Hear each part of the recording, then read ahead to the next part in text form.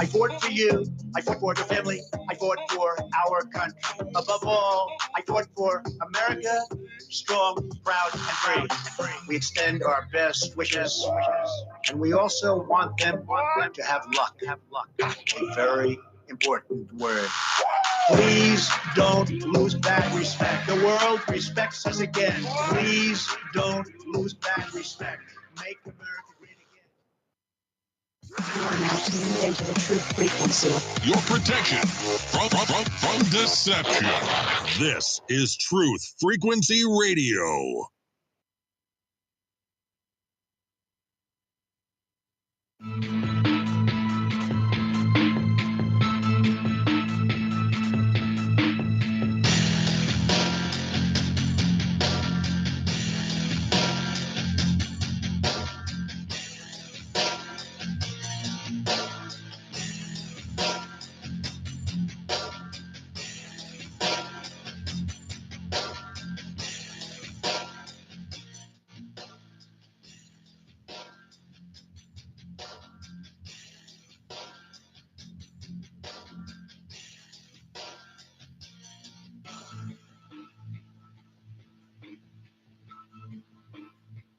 It is Tuesday, my dudes. Good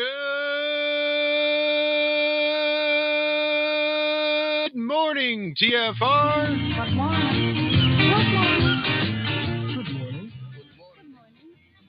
Hi, this is Alan. I like Ironworx because it's where everybody knows your name, and they're always glad you came. I love Ironworx with Josh, Walt and Zack. It's like sitting in your front room having a cosy chat with your best friends. Hi, it's Diva here, and I just want you to know that Ironworx with Josh, Walt and Zack, it's definitely my favourite dose of reality. Come join the family and keep it flat. Why sleep in when you could get your dose of iron in the morning? Listen to the Ironworx on TFR. This is Enlightened Dawn. Roses are red, violets are blue. Iron Realm Media is the best on the planet. To this show, I will forever be true. You guys are truly the best, and I love you guys. I'm so thankful to have you in my life. Do you like listening to space letters from Never a Straight Answer? Then tune in to the Ironworx with Zack, Walter, and Josh. Break clear of the fear on the Ironworx and become an Iron Scout. I have come here to chew bubblegum and kick ass.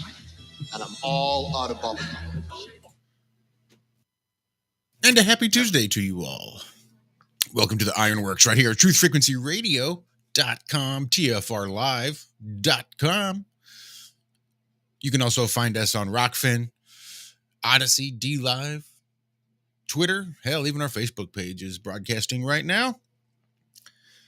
And I mean, you know, YouTube is technically broadcasting, but I am just about done, like completely done with YouTube. Okay, now what? I think we've gotten to the point where for every live stream we put up, they're taking one down. Are you kidding? What'd they pull now?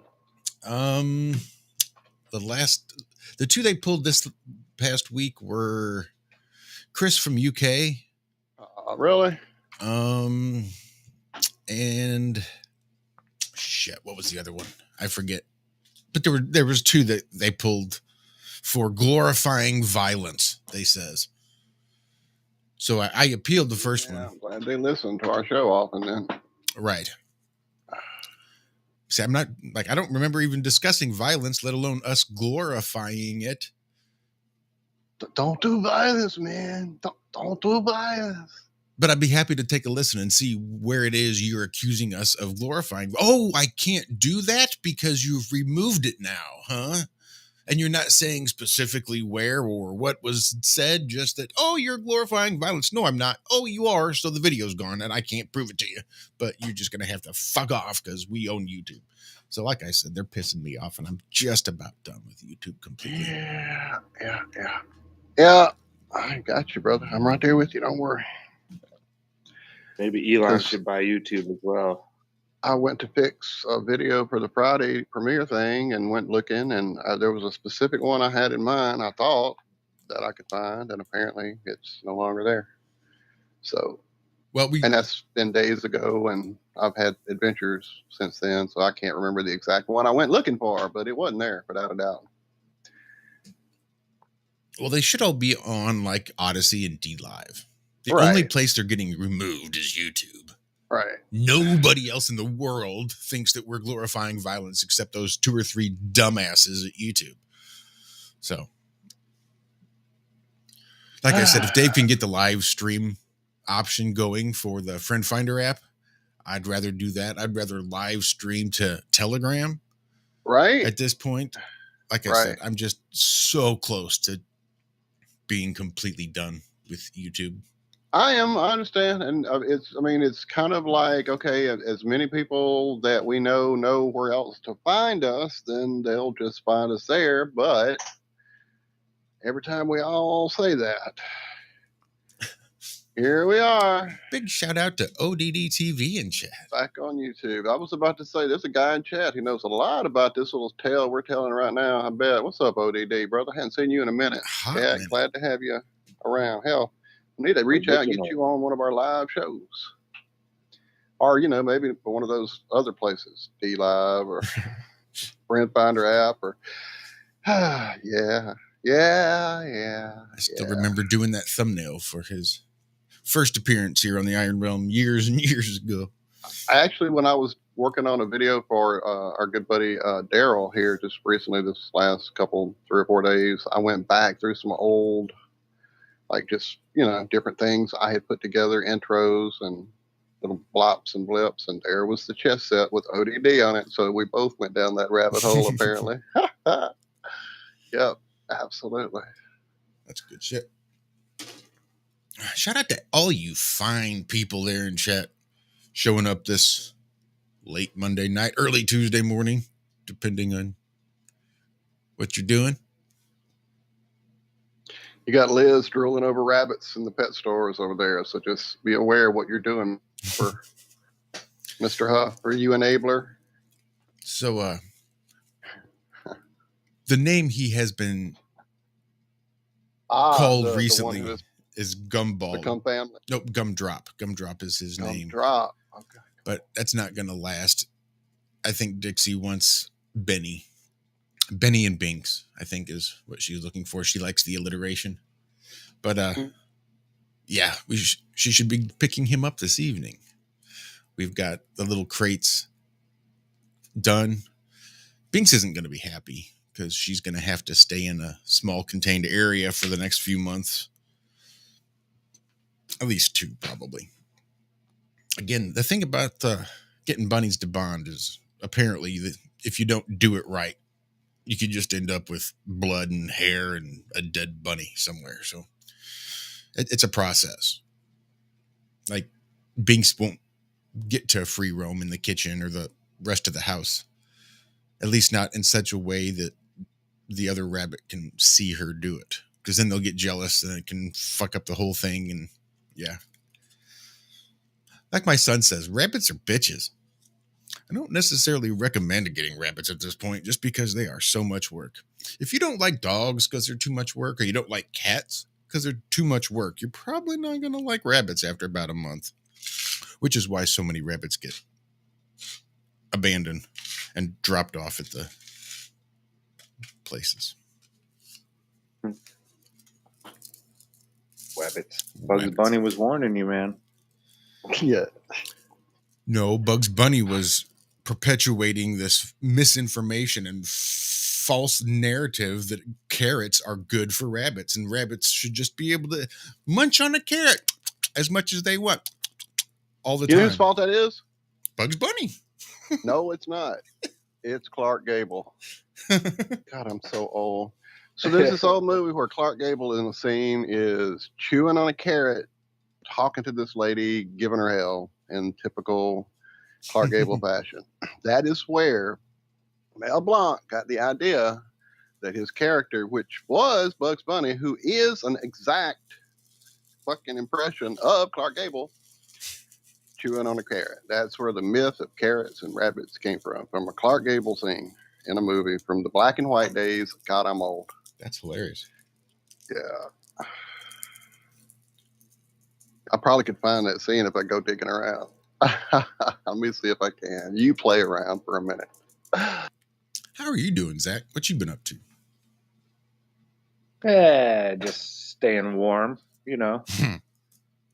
I went over to James and Naj's yesterday. They were having trouble. Their heater wasn't putting out any heat. Oh, that's no. Yeah, and it got cold, you know. So I got that message yesterday pretty early. It was like, I don't know, 8 o'clock, maybe 9, maybe closer to 9 o'clock. Got over there, and it's a gas furnace, right? Without a pilot light. I was thinking, oh, pilot light got blown out. Maybe have to change a thermostat, you know, something like that. It won't be hard. They're pretty basic. The whole electronics on this thing, all we had to do, got in there and took it, you know, the panel off and was reading the directions. Turn it off. Turn the gas off. Wait 5 minutes. Turn the power back on. Oh, and you had to turn it to the lowest setting before that. So you had to go inside and turn the thermostat down to whatever, 40-something degrees. The lowest it would go. And then just power it down, turn the gas off, turn the gas on, power back on, and the thing started right up. Never in my life have I seen anything like this. It was an automatic firing. Has it got like one of those electronic ignitions, like for the lighters, like one of those Cricket lighters and stuff? It just click it and it makes a little spark and nope. catches the gas. I did nothing at all. Just he turned the power back on and the thing fired itself up. That's fucking nuts. That's almost spooky, actually. I've never heard of such a thing. No. I was everything, like, everything I've ever had has some way of doing it, either a push button, battery operated something, or piezo, electrical clicker, or something. Yep, that's how all mine have been. Nope, I didn't have to touch a thing. It just took off. Heat started coming out of the vent a couple minutes later. Like, well, that's an easy fix. Speaking of James and Naj, I am currently about to take my first dose of Kratom Plus this morning. Hopefully it'll help me out of some of this pain. I did find the video. Before we get too far from it, I'll throw it at y'all. It's probably okay. You think it's simple, huh? No. Well, it is simple. It's all that old thumb, see? Yeah. Now, some people do it like this. Or like this. All wrong. Never get anywhere. Oh, the poor thing. Yeah, boy, but that old thumb never fails. You know, it's all a matter of how you do it, though. You know, now, you take number 1, for instance. That's a short, jerky movement like this. That shows independence. You don't care whether they stop or not. You got money in your pocket, see? Clever. Mm-hmm. Yeah, but number 2, that's a little wider movement. Smile goes with this one like this. That means you get a brand new story about the farmer's daughter. You figured that out all by yourself. Ah, that's nothing. Number 3, that's a pip. Yeah, that's the pitiful one. You know, when you're broke and hungry and everything looks black. It's a long, sweeping movement like this. Got to follow through, though. Oh, that's amazing. Yeah, but it's no good, though, if you haven't got a long face to go with it. Here comes the car. Okay, now watch me. I'm going to use number 1. Keep your eye on that thumb, baby, and see what happens.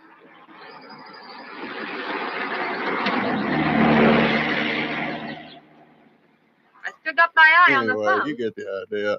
It's a long scene. And they did that all the way to Albuquerque, huh? All the way till they took that wrong turn.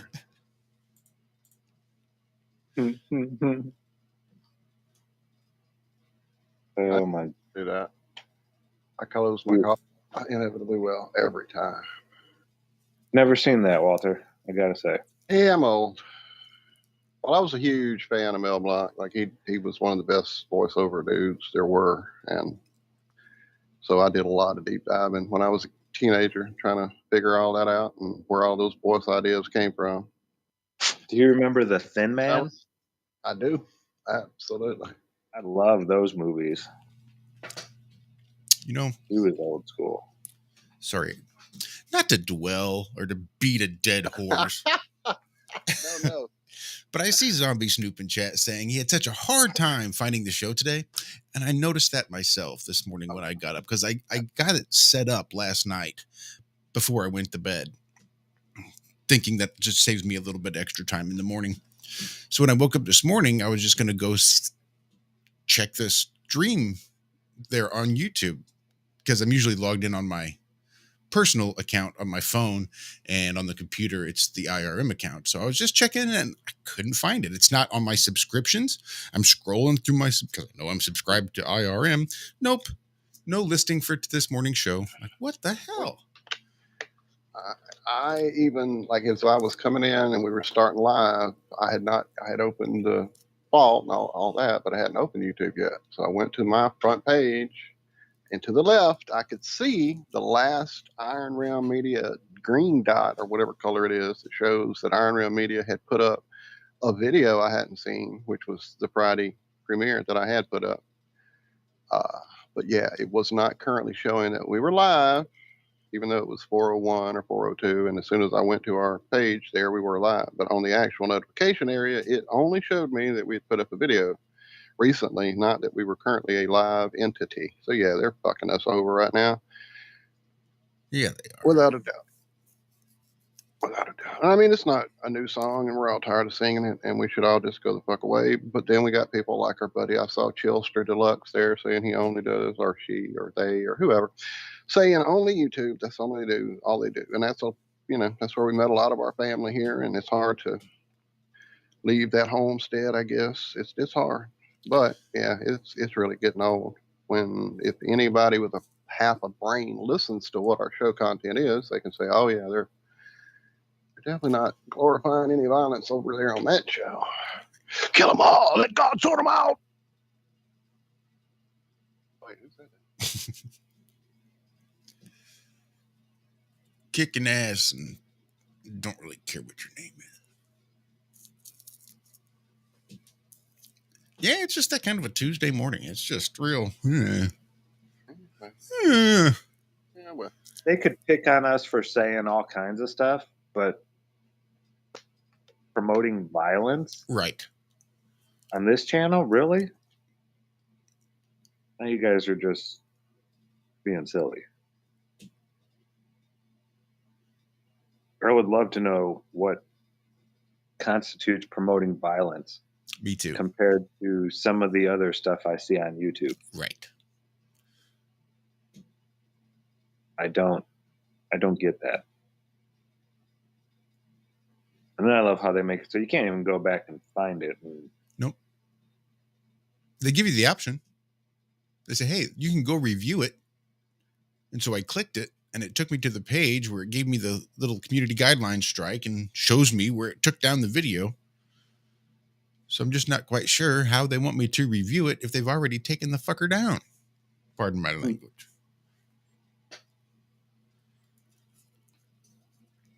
I don't know. If you figure that out, you win the internet.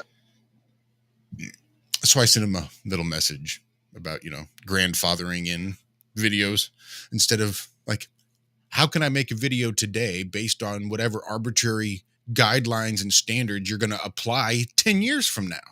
And say, oh, you broke the standards a decade ago. So now we're going to apply all of these new standards to everything. And it's going to be your fault if you didn't know we were going to be thinking this way. You should have accounted for it when you made your live streams.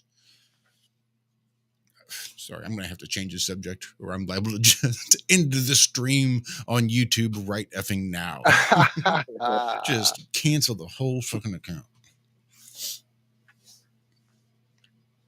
Are you guys doing anything for Turkey Day this year? Oh, hold up. Did the show we put up Friday disappear? That's what I'm saying from Dan here in chat. I could have sworn I saw that this morning as well. Dan Morris, I received a notice last night, 5 hours before a show was started, said IRO. Oh, that was last night. Sorry. IRO be live. I thought that was from Friday's notice. I misread it. Yeah. Because that show was one I dug up from the past, and as I put it up and I kind of glanced up and saw one of the options for a thumbnail pop into those little squares. It was a picture of that Fanta Black painted mask or inward face or whatever it was that we had demonstrated, maybe to show what the moon could be, an inverted bowl or something. And whatever that piece of footage was, I remember specifically being one of the first strikes we got. because it was somebody else's footage. And I remember thinking, really? Over a fucking piece of painted black stuff? What? We're not, what? Huh? So I was actually wondering if that one may have got us in trouble too. Twice, again. Oh, man. Yeah, I wish I knew. Wish I could keep up with these arbitrary, ever-changing standards. But on to your question, Zach, Turkey Day. Yeah, my plan is to watch Mr. Science. Wait, which one are you? What are you talking about exactly? Yeah. Yeah, Turkey Day. I'll be watching. No, I'm kidding. I will if I can. I usually pull at least one or two shows up on my phone and watch in the corner while everybody's fighting and arguing and, family. So, no, I'm kidding. It's rarely ever that. It used to be some of the early days of some of the in-laws that would show up on the mix, but yeah, we weeded them out over the years. They don't show up anymore. Dave, Jive Turkey Day. Exactly. But yeah, we're just planning on doing that, just hanging out with the fam, doing our thing. For Turkey Day, what we could do is watch some of that Artemis footage. Oh my God. Has anyone else besides me busted a gut over this? I've not even watched or seen or looked. I had to, because they were going to show us the close footage of going to the moon. I mean, we got to see it, dude.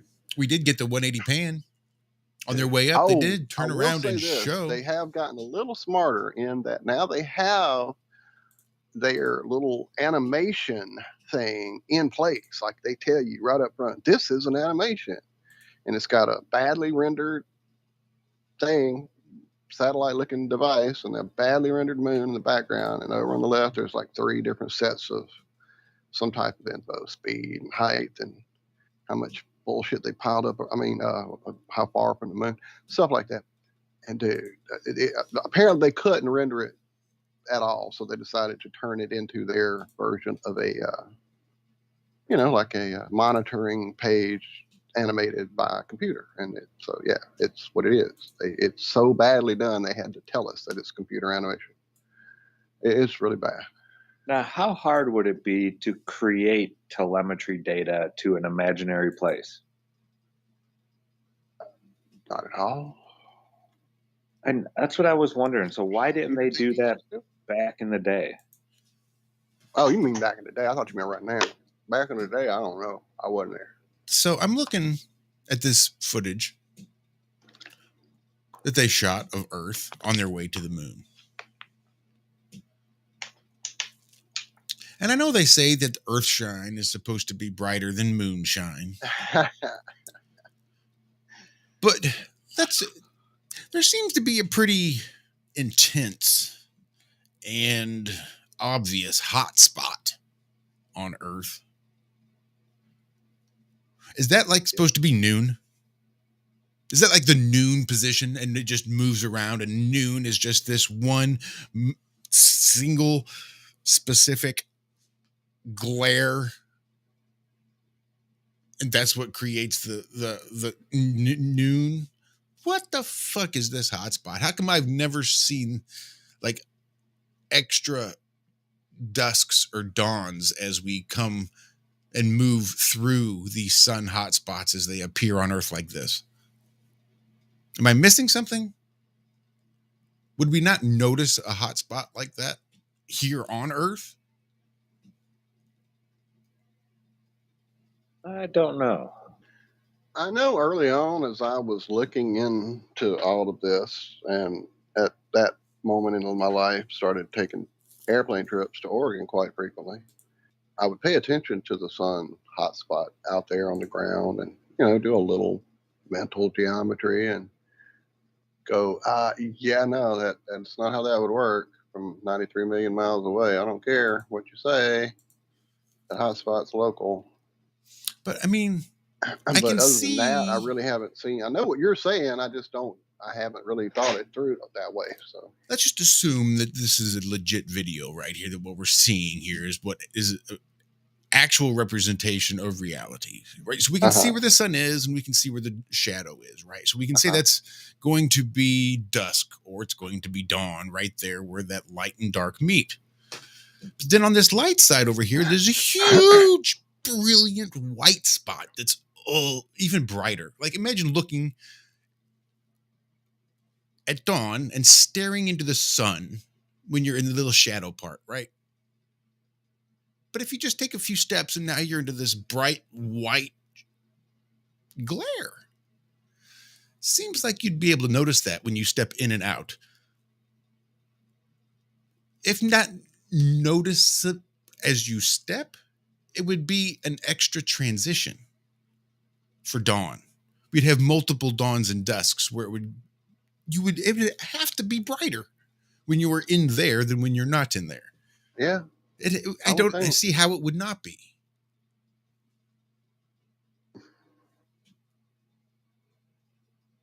So can I just call bullshit on this? Because this doesn't seem to be an accurate representation of reality with this huge bright spot on Earth. I mean, I'm willing to admit that I'm missing something there, but it makes no sense to me.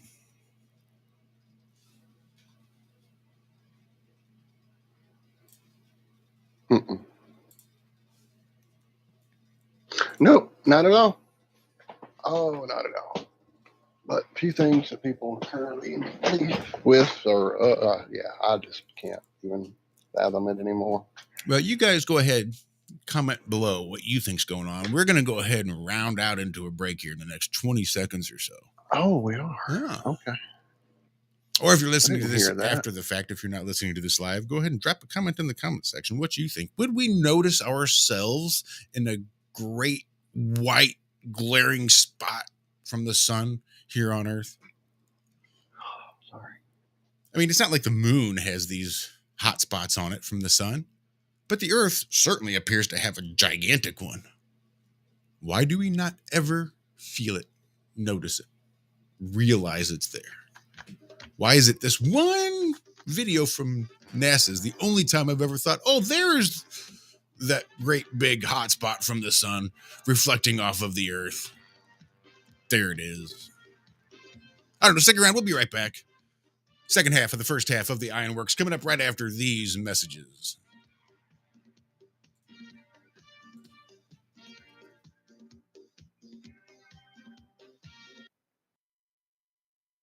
In a single minute, your body produces 120 to 180 million red blood cells. People ask Google 2.4 million questions, and 25 million Coca-Cola products are consumed. Many of those bottles will end up in a landfill where the World Bank estimates we produce 5 million pounds of garbage. 108 human lives will be lost in this minute, and an adult male will lose 96 million cells. Fortunately, 96 million cells divide, replacing those lost. Speaking of divisions, in the USA, 1.5 people will get divorced, while worldwide, 116 people will get married, 83,300 people have sex, but only 258 babies will be born. And a fetus is developing neurons at a rate of 250,000 per minute, so it's no wonder that a computer simulation takes 60 quadrillion bytes to simulate a minute. An average of 1.38 micrometers of rain fall around the world, which is 4.7 billion bathtubs of water every minute. And with the storms comes approximately 6,000 bolts of cloud-to-ground lightning hitting the Earth. A 150-pound person expends 1.1 calories of energy per minute while sleeping, while the sun provides us with 83.33 terawatts of energy. The Earth will complete 1,800 kilometers of its 940 million around the sun, moving 1,034 times faster than a cheetah. 70,000 hours of Netflix are watched, 300 hours are uploaded to YouTube, and you can watch this video and subscribe. From the dawn of man, we have turned to nature to help attain balance within ourselves. But somewhere, we lost our way. Western culture is once again remembering the healing benefits of CBD, the non-psychoactive component of the hemp plant. That's why more and more people who use CBD report relief from inflammation and chronic pain, balanced blood sugar and cardiovascular system, relief from muscle tensions, tremors, migraines, headaches, anxiety, depression, and the list goes on. The big question is, where do you get it? IOLife is a 99% pure CBD oil made with all organic ingredients, and it's available to TFR listeners worldwide. If you use coupon code TFR at checkout, you'll get $5 towards your order. Head on over to iolife.com now. That's AYA life.com. If there's something you want to achieve, you can achieve any freaking thing you want as long as you know what the goal is. That's why goal posters or goal boards or even just telling someone what your goals are, writing them down is so important, because once you can identify your goal, it makes it so much easier to work towards it. And that's something that I think our children are not being taught in the school system right now, is how to set a proper goal. It's like, hey, what do you want to achieve? Well, the teacher gave me these things I want to achieve. Okay, well, what's that going to do for you? Well, I don't know. The teacher said I had to do it. Okay, that's great, but it doesn't teach them the logical thought process or the creative thinking process to develop a goal and then reverse engineer what they need to do to accomplish that goal. And we need more of that true goal setting in our society. Otherwise, we just have a bunch of sheep who have no idea what they're doing. They're just bumbling around. Don't be a sheep, be a goat. They're more creative and adventurous anyways. Be an ornery goat. No hate, no hype, no fear. We are TFR, your protection from deception.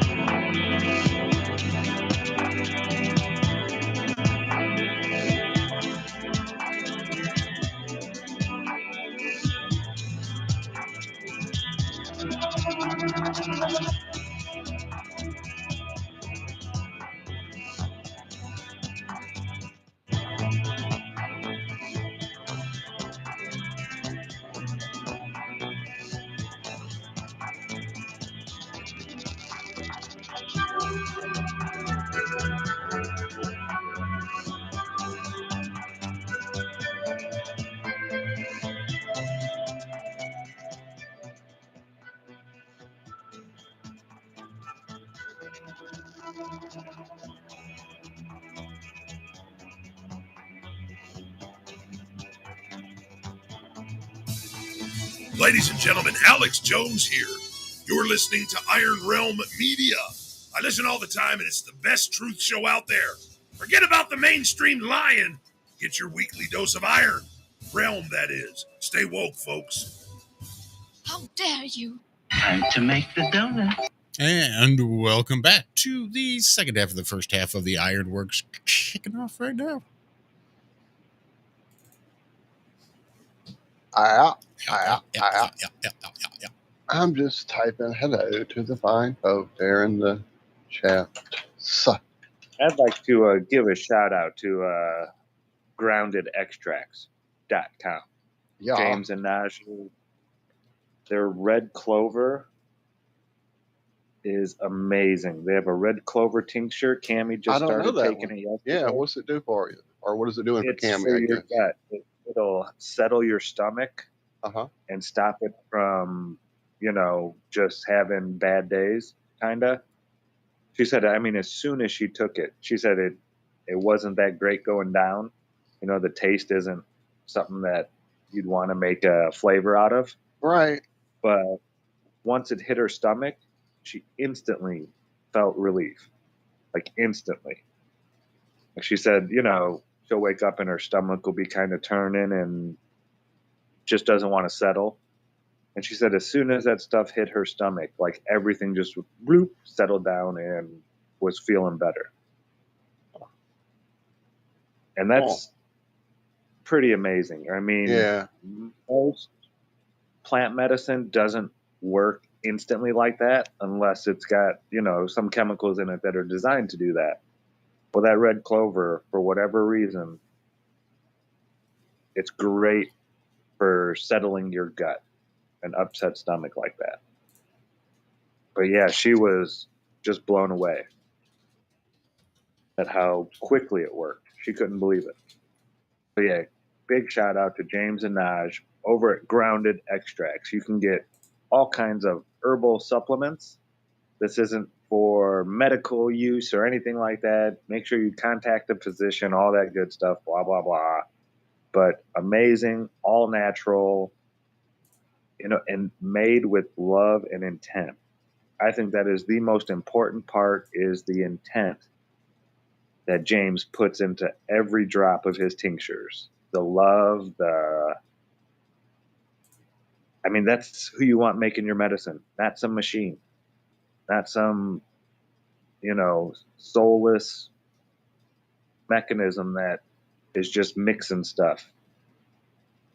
He actually, puts a little bit of himself and his love into every single drop.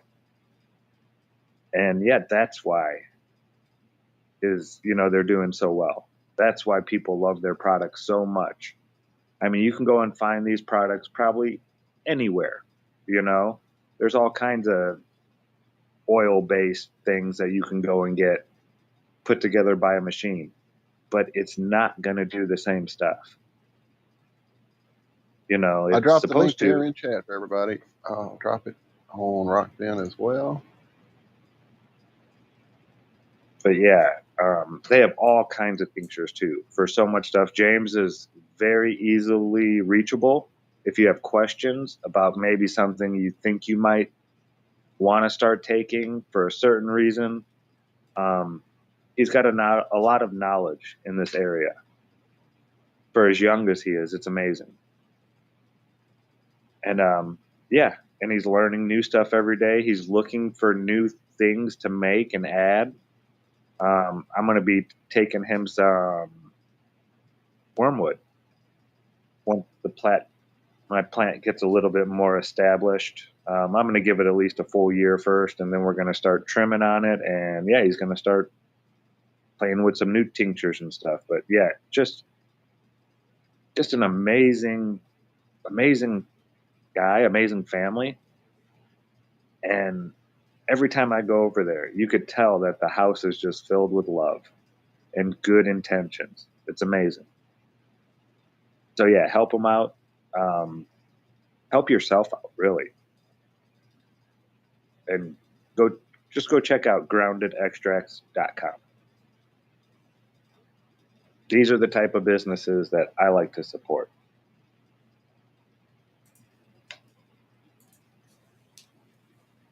Have you tried any of the other stuff you got? Me or Walter? Josh? I've gotten I've been enjoying the Kratom Plus for some time now. And then the Best Earth, I can't even begin to recommend it enough for people. Yeah, Bob's loved the Best Earth. Yeah, it definitely is a incentivator, perhaps. Clarity. Yeah, he said he can't really achiever. explain what it does. He can't That's what explain I'm it. struggling with. There's really no way to explain the feeling or the effects that it gives me. So I'm working on some strange words that maybe could encompass it. But yeah, it's pretty amazing stuff. Yeah, I'm enjoying the hell out of it. And the honey banana tincture has been quite heavy.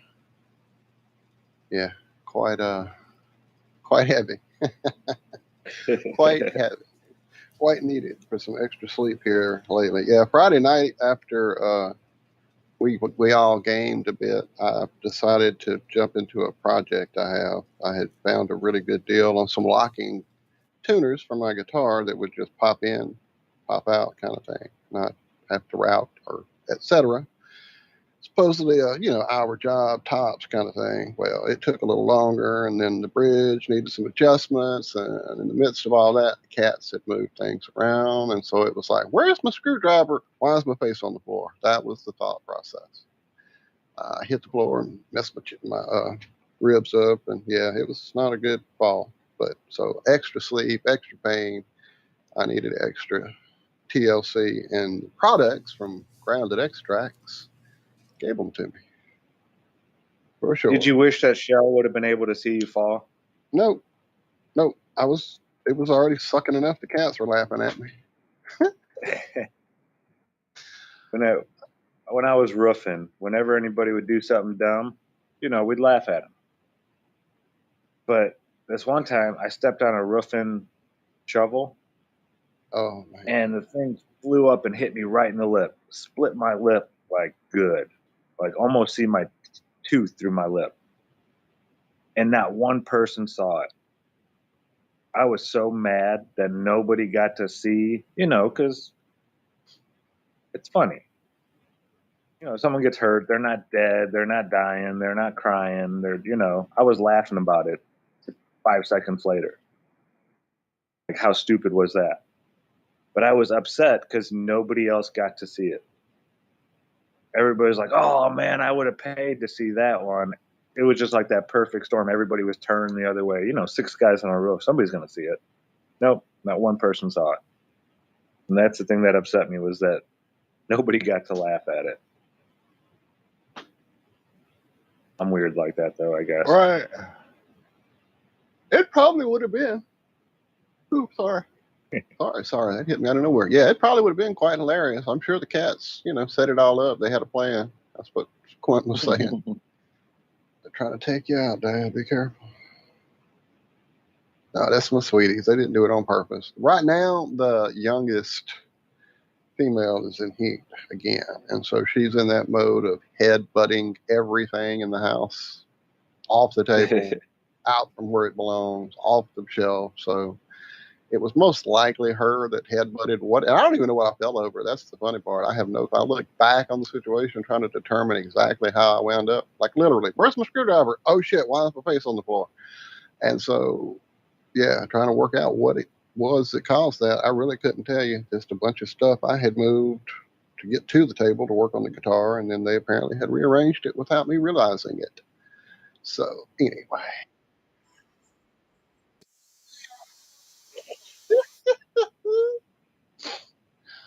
We got to get you the life alert there, Walter. I do need it. Time for the life alert. Between that and the clapper, I'll be set up, man. Christmas you is can here. just. I'm just saying, guys. Christmas is here. Oh, and I'm. Oh, don't make me laugh at her. I think you could just get some like mega doses of antibiotics from the doctor if you want to clear up that clapper.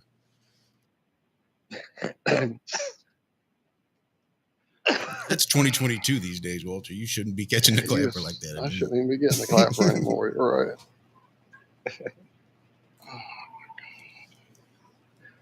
What was that old movie? What's the old movie where it was a comedy western and he's talking about having the clap and the guy's like, there's only one cure for that. There ain't no pill. You take a hot piece of metal wire and stick it up there. What was that movie? Oh my goodness. I There's don't like know. the white guy who was playing an Indian. I think it was black and white even. Old movie western. Oh my goodness. This is gonna drive me nuts now. But that was like one of the big jokes. The guy was, they were making fun of him the whole time because he couldn't go to the bathroom. And the one guy's like, oh no, it'll be fine. You just need to take a pill now. Come on, it's 1880, What do you think we are? Living in the Stone Age? And he gets to the doctor. Suggesting Blazing Saddles in chat. I thought that till you said black and white. So I don't know. No, it's not Blazing Saddles. It's about a white man who's pretending to be an Indian in the movie.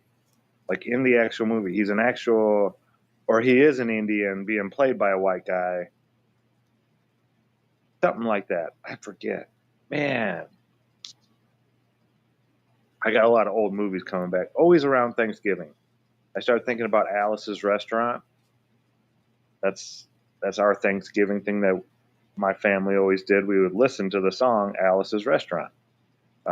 It's an old Arlo Guthrie song about getting arrested on Thanksgiving for littering.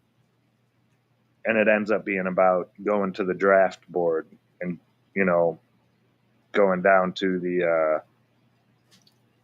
the draft thing and him being labeled something, as a troublemaker because he got arrested for littering. So he was put on the Group W bench to hang out with all the other criminals. And then the guy comes up and asks, well, have you been rehabilitated? Oh, I think Brian Evans in chat might have it. Little Big Man with Dustin Hoffman. That sounds really familiar. Yes. I'm almost 100% sure that's it. Me too. Having seen Little Big Man, that all of it's started to fall into place. Yeah, Little Big Man. I haven't seen that in a hot minute. Yeah, it's been a long time. I forgot about that movie. Mm-hmm. I'm gonna have to go watch it now. But yeah, so he's at the draft board, and the the sergeant's asking him, have you been rehabilitated, blah, blah, blah. And then that's when Arlo kind of loses. Like, you know, you got a lot of nerve asking me if, because I got arrested for littering, if I'm rehabilitated enough to go over to some other country and murder and rape and pillage and burn bodies and this. And he just goes off. Like, you got a lot of nerve asking me that. It's like, son, we don't like your kind. It's a good story song. If you want to laugh, that guy was, I actually saw Arlo Guthrie back in the day in 97. He came walking out. He had to be in his 70s at least. There was a Further festival in 97, I think. And I was the only person in the lawn under like 60 years old who had any idea who this guy was. But he played the Pickle song, which is a good one. Yeah, everybody knows some of his dad songs. Woody Guthrie. This land is your land, this land is... He wrote that one. They were old folk singers. And Woody was like the end of the folk singer days. He was like at the last end of that, the leg of that. But really, really cool musician. Yeah, Woody Guthrie, folks. If you've never heard of him, go check him out. He's got some really good songs. And Arlo Guthrie, his son. I don't know how I got onto that. Oh, Thanksgiving. Yeah, Alice's Restaurant. Yeah, it's like an 18-minute song too. So it's not just like your little, it's a story. How does it go? You can get anything that you want at Alice's Restaurant. Except for Alice, you can get anything you want at Alice's Restaurant. Walk right in, it's around the back, just a half a mile from the railroad track. You can get anything you want at Alice's Restaurant. Do-do-do-do-do. At Alice's Restaurant. Something like that. That's the chorus. But yeah, good old song. If you've never heard it, it's funny. You'll get a kick out of it. Lots of humor. They don't have anybody like that anymore. Can you name a modern folk singer? Jack Black and Canadian. I'm sure they're out there. Kyle Gass.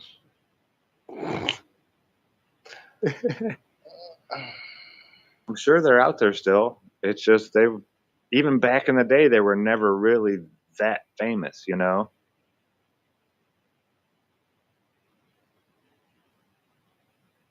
Almost more like grassroots music.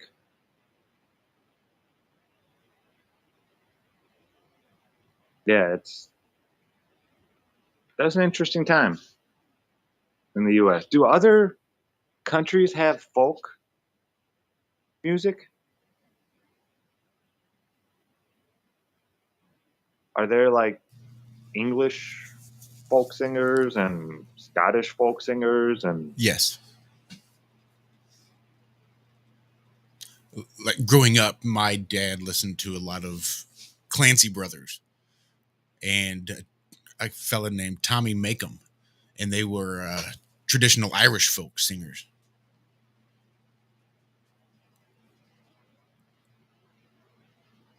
Would they sing in Gaelic? Sometimes, depending on the song.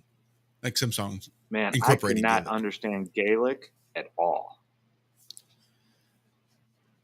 No, I mean, if you see words, word out. When you see the word and sort of the interpretation, you're like, okay, I can kind of see how that works.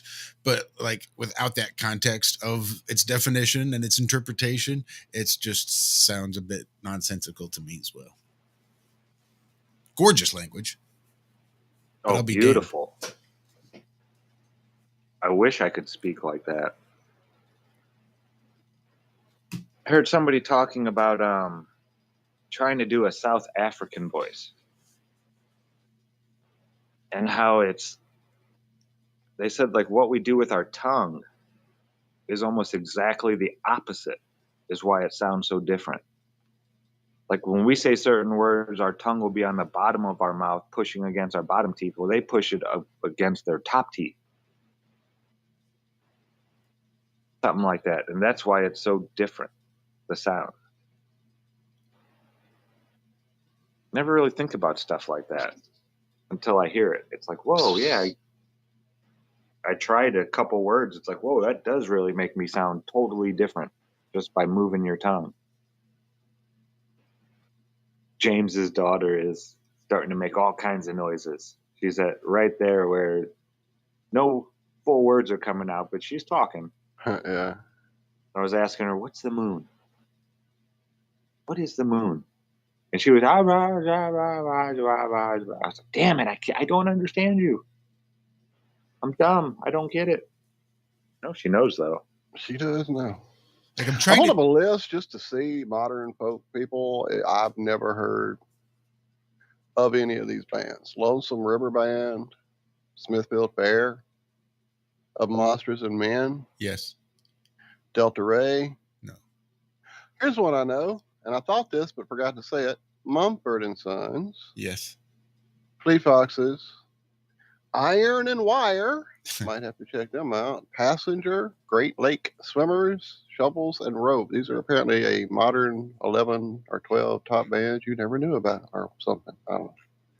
I didn't. I will check some of them out, though. Smithfield Fair seems like something I've heard about. Let me go look at their... Oh, yeah, I know them. I've seen them before. Where did I hear of Mumford and Sons? They were real popular back in the day. They had a hit or two in the early 2000s.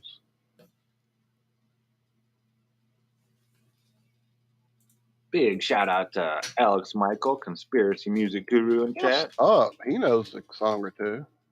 I'll bet. He was over on the THC show Saturday. Awesome show. Him and Dave, Mike, just cutting it up. Him and Dave have an awesome relationship. They're always picking on each other. It's good fun, though.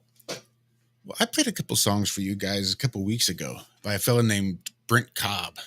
I would almost consider him sort of folky. Some of his stuff is pretty folky.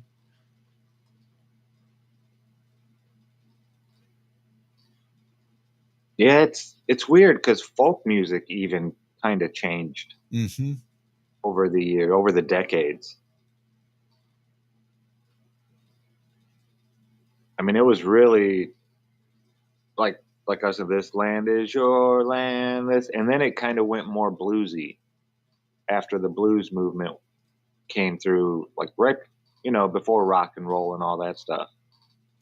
Folk kind of inherited a lot of those blues riffs and started implementing them into their music. It was all acoustic, of course. But yeah, I mean, well, Little Boxes, Melvina Reynolds, she was an old folk singer. There's a lot of these old folk singers that, man, they just don't get enough.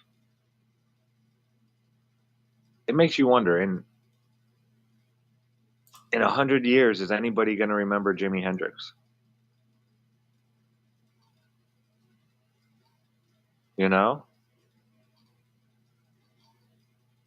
I mean, people, Mozart, Bach, Beethoven, all these old classical composers that were supposedly hundreds of years ago and this and that.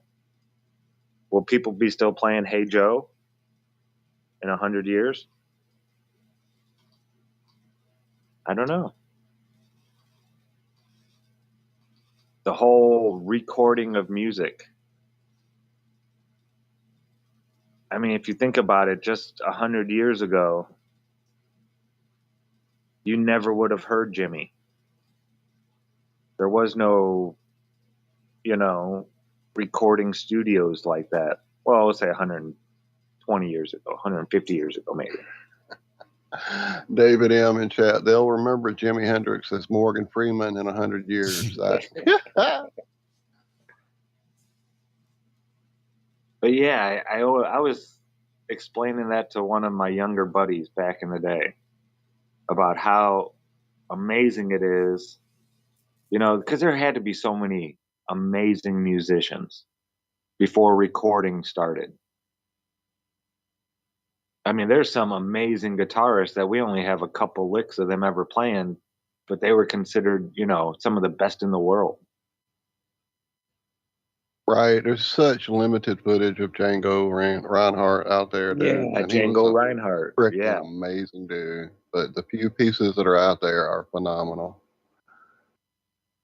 And just think of how many of those were out there that weren't Well, hell, famous. Robert Johnson, for that matter. We only have, a handful of his songs recorded before he... All recorded had in to go back one to night hell. Right. on an old, scrappy tin can recorder. Like, he recorded 30 tracks in a row, just sitting there playing.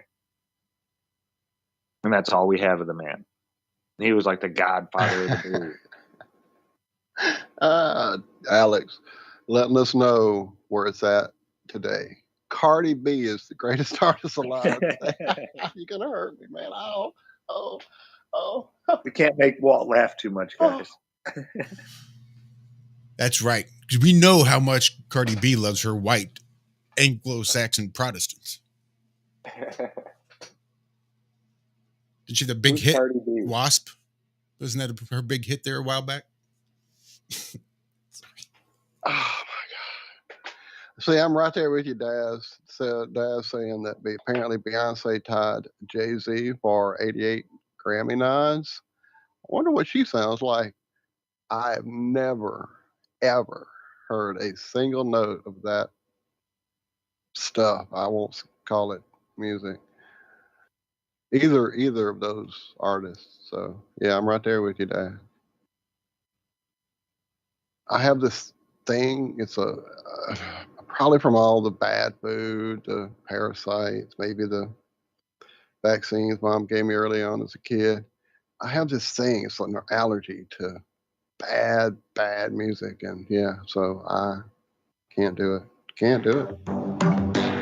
There's bad music, damn it. Damn, that one snuck up on me a little bit.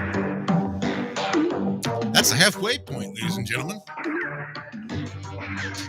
Should you at all be interested in what's to happen on the other side, stick around for just a couple minutes. We shall be back after some brief commercials. Got space lettuce. Who knows what we'll end up with? We'll be right back. This is iHeartRadio. iHeartRadio. iHeartRadio makes you want to move. When you have a great melody, song plays. Ever. Instantly connected. I love it when the beat goes. Did you know you can listen to Truth Frequency Radio on iHeartRadio? Just download the app to your smart car, smartphone, or smart TV and get the best of TFR wherever you are. iHeartRadio.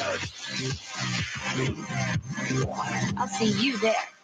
So, you love talk radio? Then you'll love TalkStreamLive.com. TalkStream Live is always on, 24/7, with the best streaming talk shows. Find your favorite talkers and discover some new ones. It's free, readily available online or on mobile with any smartphone or tablet. Finding your favorite talk shows all in one place has gotten a whole lot easier. Just go to TalkStreamLive.com. Be sure to download the free apps from Google Play or the iTunes App Store.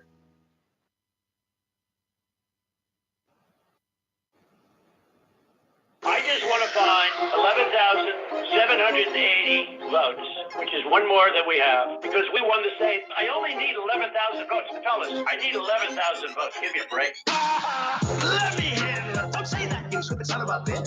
Let me handle it. I was going to show them how good I am. Let me handle it. Let me handle it. This is easy. Let me handle it. And I made the mistake. Why would you give up a primetime show? My life was so simple. And then I did it, and look what happened. Now we got to make it great again. Our country's embarrassed. The whole world is laughing at us. But is there any place better to be than a Trump rally? Crooked Hillary Clinton and the Democrats. How would you like to have her as your wife? What kind of a sick, perverted mind does that? Bill Clinton, he's living in fear. Other than that, how are things going? Global pandemic in the middle of the pandemic. Where's your mask? Where's your mask? You have to remember, where's your mask? Where's your mask? Where's your mask? Where's your mask? You have to remember, you're not supposed to get set up. Let me handle it. Don't say that, you stupid son of a bitch. Let me handle it. I was going to show them how good I am. Let me handle it. Let me handle it. This is easy. Let me handle it. I made the mistake. The person who's very low key, depressed is not Tree Fairley. She's really tough and she's really, really smart. Marjorie Taylor Greene. You see, this is a simple meme that you would find on the internet, but this meme is real. The Green New Deal surprise, it serves China and China only. You know, really what all this is going to do is help this man out the most. President Xi of China. It's sad. Really, really, really, really, really, really sad. China. It's sad. Really, really, really, really, really, really sad. Let me handle it. Don't say that, you stupid son of a bitch. Let me handle it. I was going to show them how good I am. Let me handle it. Let me handle it. This is easy. Let me handle it. I made the mistake. You owe me. This is Truth Frequency Radio. The wicked ones obviously under heavy Masonic influence.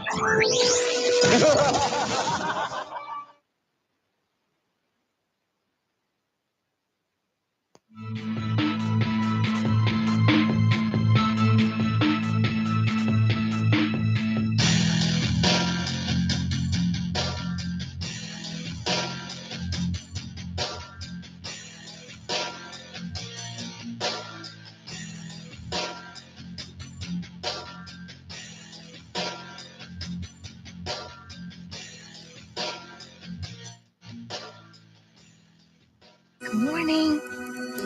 Here. Wake up. Wake up.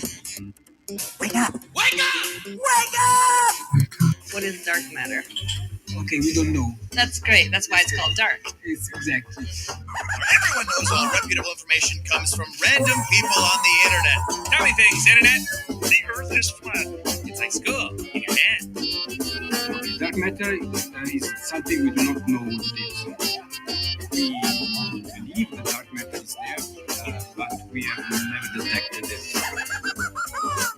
Well, what I'm afraid of course, is that there is no dark matter out there. There was one?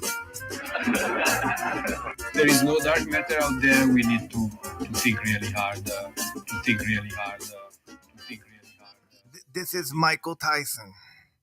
You probably know me better as Iron Mike, but I don't go by Iron Mike no more because I used to be a monster. I'm a different person now. I'm all about happiness. But what is happiness? I'll tell you what happiness is. Every time I listen to my favorite show, Iron Realm Media. It's a truther show on YouTube. Hi, this is Alan. I like Ironworx because it's where everybody knows your name, and they're always glad you came. I love Ironworx with Josh, Walt and Zack. It's like sitting in your front room having a cosy chat with your best friends. Hi, it's Diva here, and I just want you to know that Ironworx with Josh, Walt and Zack, it's definitely my favourite dose of reality.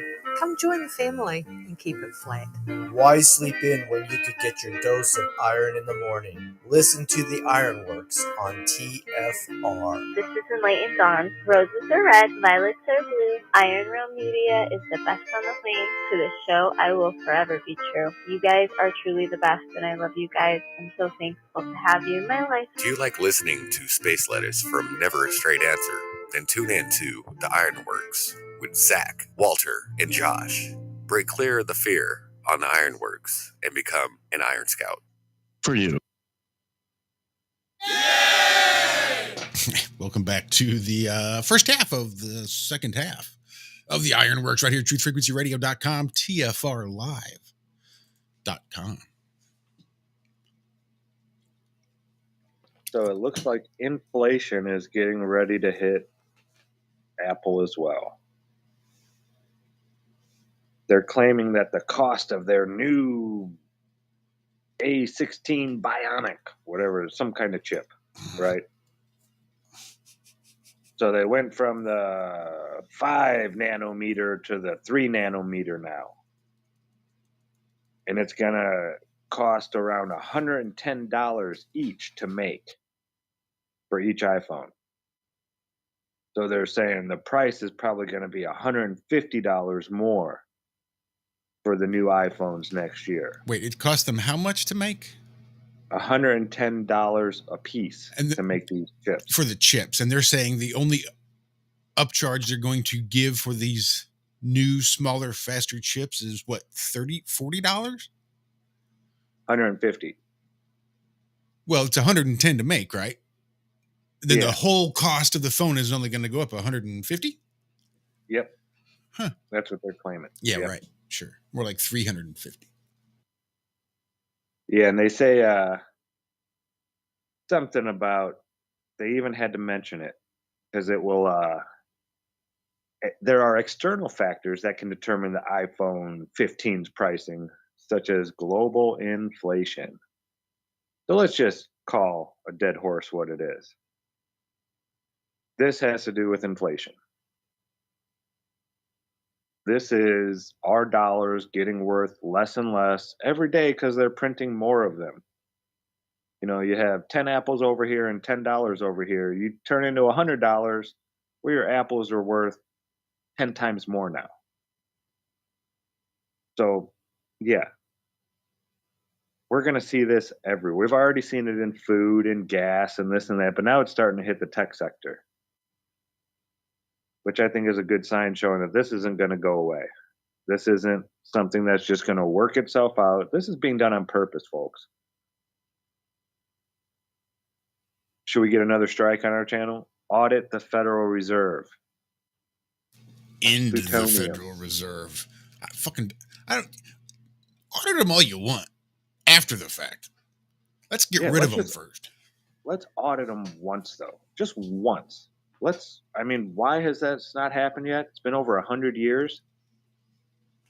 And the business that controls the financial currency of the United States has never been audited. The books have never been looked at. What? Why? Why are we allowing some private company to hold all this control over the government? Why? Well, it's a Federal Reserve banking system, blah, blah, blah, blah, blah. Yeah. Why again, though? Well, I just don't get it. They're a conglomerate of private banks. Who's going to audit them? The government. Yeah. But then what happens if it turns out that we don't like the results of the audit? What if they don't want to be audited? Yeah, then they don't get audited. Fucking A, right, they don't. Not because they don't want to, but because the federal government's not going to push the issue. Let's see. In one hand, we have our entire national economy. On the other hand, we have somebody that wants us to look at the books of the Federal Reserve. Which one do we sacrifice? The entire economy or this one audit? Yeah, I think we'll just go ahead and let them do their thing, and we'll just maintain the status quo because we're a bunch of chicken shit.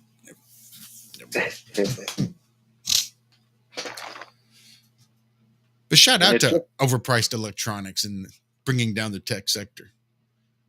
To all the other Luddites out there just hoping and praying for a plane wide EMP attack. Well, I've heard some stuff. They're saying the sun it's ranting and raving and it's getting ready to shoot CMEs at us and get ready because power's going out. Oh, sorry. Yeah. Oh, yeah, that does remind me. I did see a community post on YouTube yesterday that I had to share in our show prep pile, which I'm going to have to pull up now so I can read it. It was rather long, so when I tried to take a screenshot, it lost a lot of the clarity. But I might be able to read it nonetheless, although it certainly doesn't look like it.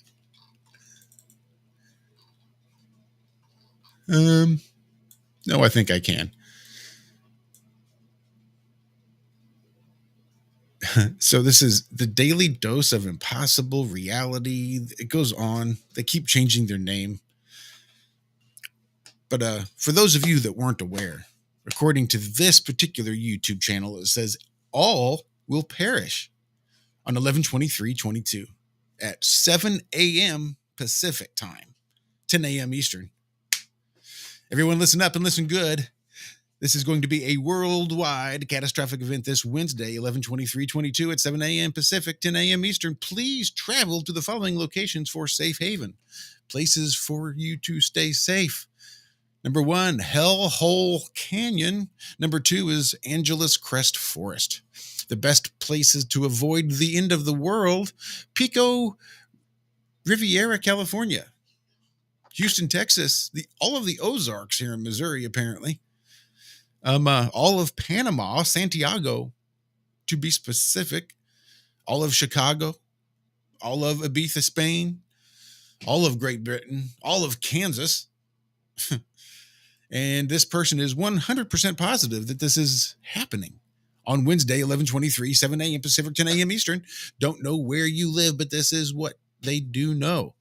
Kansas, Houston, Panama, just all these other places they just went through. The sky is going to fall this Wednesday. Stay away from mountains. Stay away from lowlands. Stay away from deserts. Stay away from oceans. Lowland deserts. There we go. Stay away from lowland deserts and mountains and oceans. So go to the high deserts, but not the mountains, and the elevated valleys, but not the mountains. Don't expect anyone will believe them, but they're tired of stressing out about it and can't force us to believe. Wishing us all the best. Trust in God. Pay attention to the signs, the symbols, the messages you are already being passed by the Almighty.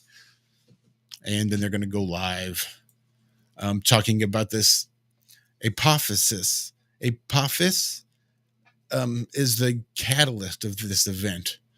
It's the asteroid, the nearest asteroid. It's going to hit Earth, causing a string of volcanic eruptions, tsunamis, earthquakes, and so much more. As an astronomer that has been tracking this object for 7 years, it is heading towards us at breakneck speeds and will be arriving at 7 a.m. Pacific, 10 a.m. Eastern on Wednesday.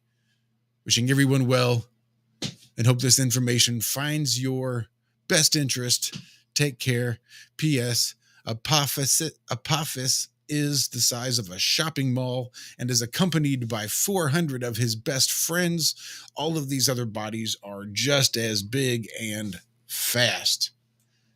And then there's a couple pictures of some space stuff. But there you go, in case you weren't aware. We all gonna die tomorrow. How big is this channel? No idea. None. I bet after tomorrow it's not gonna be there. Oh, you underestimate a person's ability to just completely justify their wrong actions. I'm not saying that, the idea of an asteroid can't be real. Like something falling from the sky and hitting Earth. Okay, so now we're back to the question that we've been asked and we've been working on for quite a while. On this flat plane, what the fuck are they? What are they? No. Are they conglomerations of actual dirt and et cetera that somehow is lifted up into the evaporation process? The evaporation process we were taught in scientism classes, don't forget.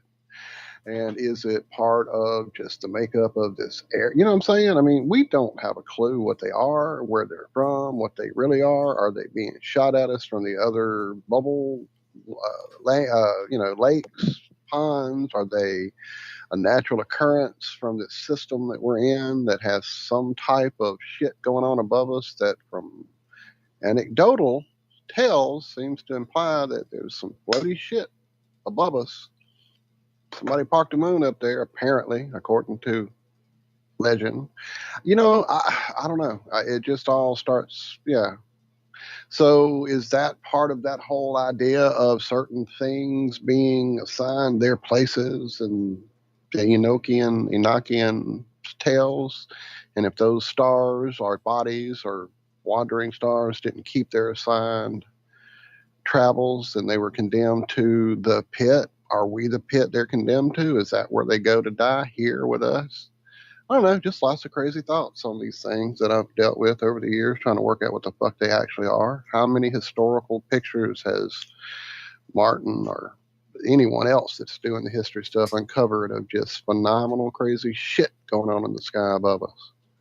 Well, now even like mainstream archaeology is now rewriting everything over the last decade because of Göbekli Tepe and all these other things.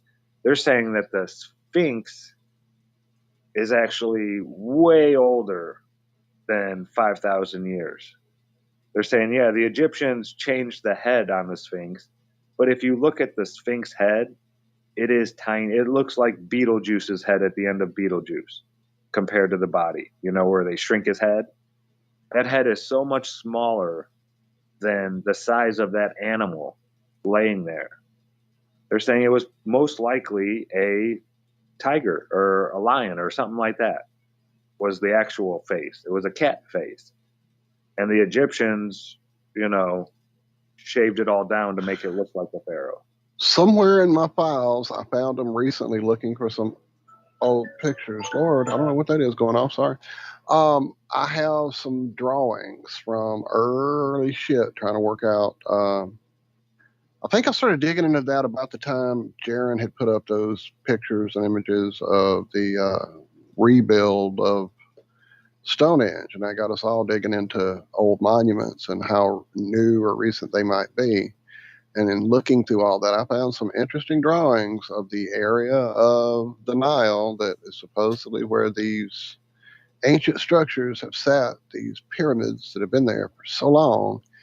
And yet these drawings have these weird, tall, pointed pyramids. Real skinny looking pyramids. They're not like what we see now. And there's a shape of this female head around that same area where that Sphinx is. And then there's another drawing of some guys coming from another direction, and where it looks like the Sphinx is on the other side of it all, and it's got a completely different head on it, and it's different pyramid shape. You know, and it's oh well, those are just some drawings. Well, these are people who are trying to like record what they found on their fucking journeys to record it and give it to people so that they can say, hey, this is what's going on over there.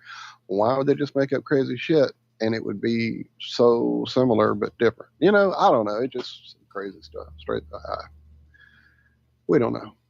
I just don't think it's any of that. You know, I mean, the water stuff, that there is water markings that would show it was one point. It was basically, you know, lots of water going on right there. Yeah, I don't know. I don't know. The idea that there's a hidden library between its paws underneath it, and just all that whole thing. Well, yeah, and they were talking about the construction of the Great Pyramid, and this is I think it was Graham Hancock, even one of the more famous archaeologists. He was saying that no pharaoh has ever been found in a pyramid. No mummies at all were ever found inside the pyramid. They're always found in mausoleums around the pyramids, but nothing has ever been found in the pyramid.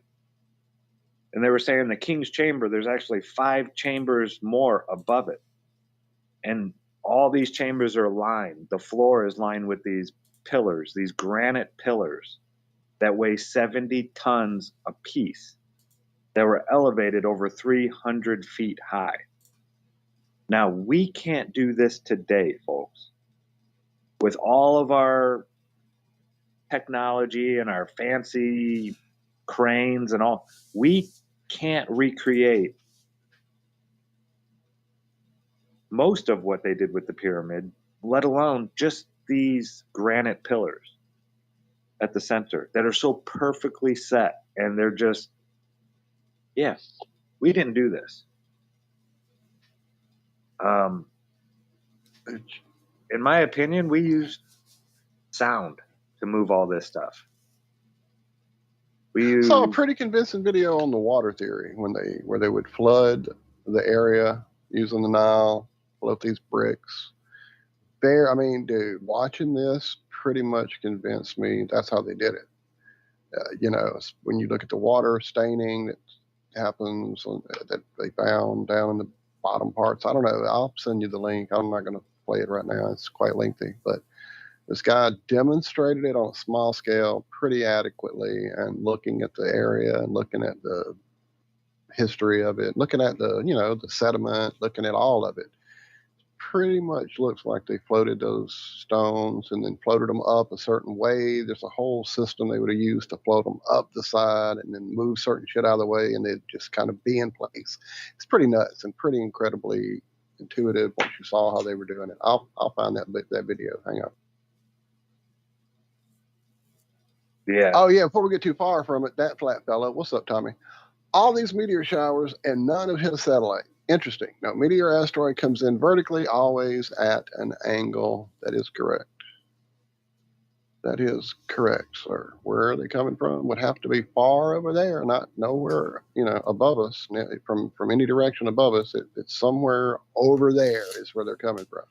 But every impact, quote unquote, impact crater is always at a 90-degree angle. But yet everything we see coming in is never coming in at a 90-degree angle. No, and then I've seen too much evidence on those craters being geysers. Or geysers. Yeah, thank you. That's what I was trying to go to. I was going to say eruptions, and it's like, no, it's not volcanoes. Geysers. Thank you.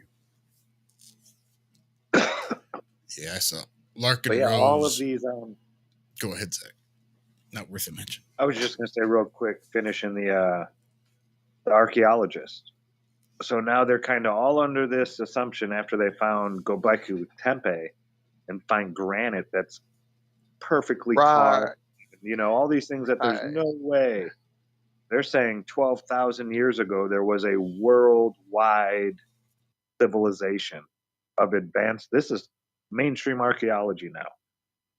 They're saying it was, these advanced technologies, and then a group of comets or something came in and just wiped out one of those events.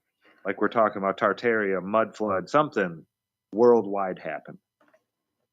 Just completely worldwide, split us all up, but then why would we all change our languages? We all spoke the same, And why would technology develop so quickly afterward? Maybe it was the inload or in the influx. That's, instead of it being a mental download, they sent it over on a floppy disk. It was just a really big floppy disk.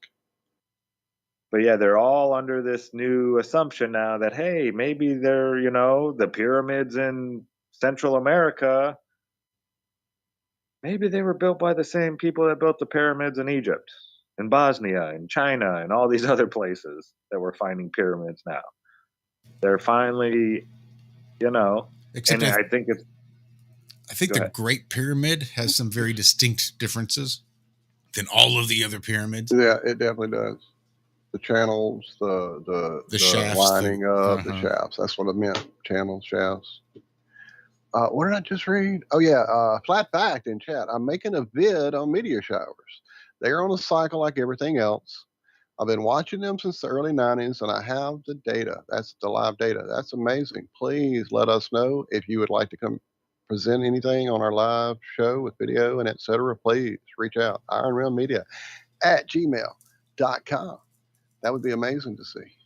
And a big happy birthday. That's the thing. Anyone can say anything about all this with no data and no proof and no idea except just a bunch of sky-high thoughts. But throwing that kind of data into the mix, yeah, that would be amazing. Go ahead, Josh. I'm sorry. I see Free Flow is having a birthday today. Happy Corporation Formation Day. And while we're shouting out a big, huge hug and lots of love going to our good Hulkster friend, David Banner, I'm seeing that apparently he has lost his mom. I'm trying to play catch up, my friend. I may have read it all wrong. I'm going back through trying to see where it all started because I'm having a hard time keeping up in chat today. But regardless, lots of love to everybody's family and friends. I've had a lot of things going on. Michelle's mom has been in the hospital. Her sister's mother-in-law fell and broke her arm. I hit the floor and almost exploded my chest open. Take care of yourselves, guys. These meat wagons we drive around are fragile devices. They're not built to last forever, unfortunately. They're just here for a little ride for a little while. You can re-up, but just take care of what you got while you're here and take care of those loved ones. Hold them tight. Love them big. I'm rambling. I'm trying to find the flow of the whole conversation here. Sorry. So James and I were talking yesterday about, what we've been taught throughout the history books and this and that. And then we were throwing Tolkien into the mix and the Bible into the mix. And, I always go back to in Genesis, the first book. It talks about when man was created. If you go to the Hebrew version, it doesn't say Jehovah or the Creator created man in his image. It says the Elohim created man in their image. Even in the King David, it says, we shall create him in our image. That's what it fucking said. Our image. Yes, it's a plural thing. The Elohim, according to that book, in the way that I'm seeing it, created mankind. Not that we weren't a creation of the Creator, we were the creation of one of his creations. And I started looking at the words, Elohim, and then looking back at Tolkien. The elves were the ones who went to the land in the north of forever life or everlasting life, or the land of long life in the north, where no man was allowed to go because elves didn't want to live with men anymore. They realized that men were like children. Easily corrupted. Yes, easily corrupted. They fight, they kill, they murder for, trinkets, shiny things. And they didn't want to live with man anymore. So the elves, maybe the Elohim, I don't know. So they went to the land of the north where no man is allowed to go. It just, I don't know. It's weird how the books kind of, they don't say the same thing. I know Tolkien talked about the outer earth and the dark queen that lived in the ice-covered dark lands. Stuff like that. So it's just, interesting to think about. But even in the book, even, like Just Jack, he doesn't know when it comes to the Elohim. And they're mentioned again in the book. It says that we strive to become like the Elohim. Wow. I guess we're doing this one more time. That's it. Fourth and final coming up. Right here on the Ironworx Truth Frequency Radio, TFRlive.com. Stick around. You've almost suffered through the whole entire thing. We'll be back. Fourth major lesson in life to learn. Learn how to reap in the fall without complaint. Learn to reap come harvest time without complaint. Take full responsibility for what happens to you. It's one of the highest forms of human maturity, accepting full responsibility. It's the day you know you've passed from childhood to adulthood, the day you accept full responsibility. And another note, learn to reap in the fall without apology. Without apology if you do well, and without complaint if you don't. That's maturity.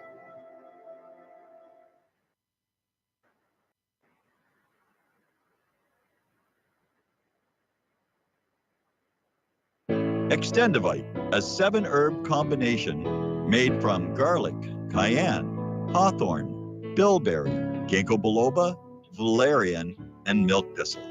Extendivite feeds our body with the right nutrients to keep us healthy. Just listen to what Arthur has to say. I was just calling to tell you what a great product you have. I had used this about, 10 years ago after I had congestive heart failure. And it fixed me up and got me going for the last 10 years. Lately, I've been having heart trouble again, so I placed another order because this was the only thing that ever worked. I just wanted to let you know that you have a great product. To order, call 1-877-928-8822. That's 1-877-928-8822 or visit heartdrop.com. Extend your life with Extendovite. For 5,000 years, the world was ruled with wooden ships by one man. 242 years ago, a small group of free men crafted a new nation built on liberty and freedom. Global elites have been fighting to destroy this new nation called America ever since. Based on actual events, Charm of Favor tells a true story of how they corrupted the election system.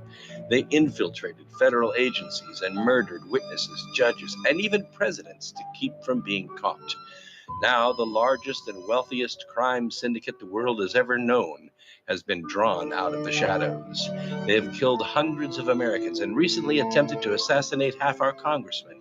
Still, they escape arrest through an almost supernatural charm of favor. Read Charm of Favor and be prepared to open your eyes to what may lie just around the corner. Charm of Favor is available on Amazon and Barnes & Noble.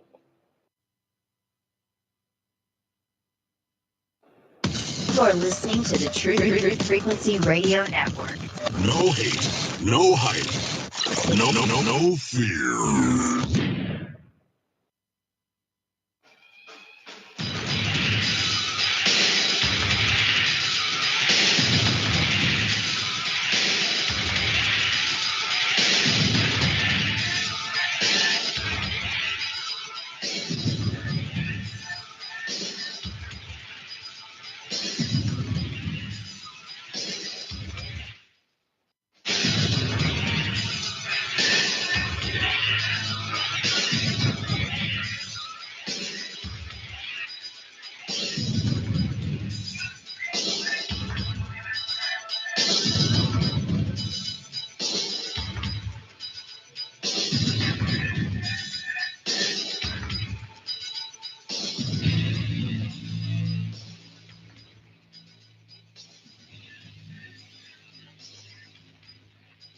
You have stolen my dreams and my childhood. Ain't nobody got time for that. What the hell is this? Not at all what I wanted. How about this? How dare you? That's what I wanted. Welcome back. Fourth and final segment of the Ironworx kicking off right now. Inconceivable! Yeah, no shit. No doubt. Thank you so much, everybody. Shout out Tommy with the birthday super chat. Go in there for free flow. Thank you from us and from free flow. Say that 5 times fast. I saw something else, damn it. Really upset me. Martin Haley, you guys probably know, but my dad died on his own during lockdowns. Not allowed to visit. He died on his own. Bastards. Amnesty is not in my vocabulary. All right. Amen. Troops. Condolences to Banner, mate. Yeah, brother. Fuck those evil fucks. Period. If that's inciting violence, then yeah, fuck those evil fucks. Yeah, I want to see my enemies driven before me and deal with the lamentation of their women. Thank you, Dad. And yeah, they're saying that we're not even going to see the repercussions of all this really until a lot of these young children. We're going to see a lot of social disorders. You mean like little girls waiting for the penis fairy to show up? Well, besides stuff, yeah. Well, I'm talking about not seeing people's faces. Your parents being masked. The first 7 years of a child's life are so influential on the rest of their life that if you're not picking up these social cues and these reading facial expressions, so much of what we say with our face, we say with our body language.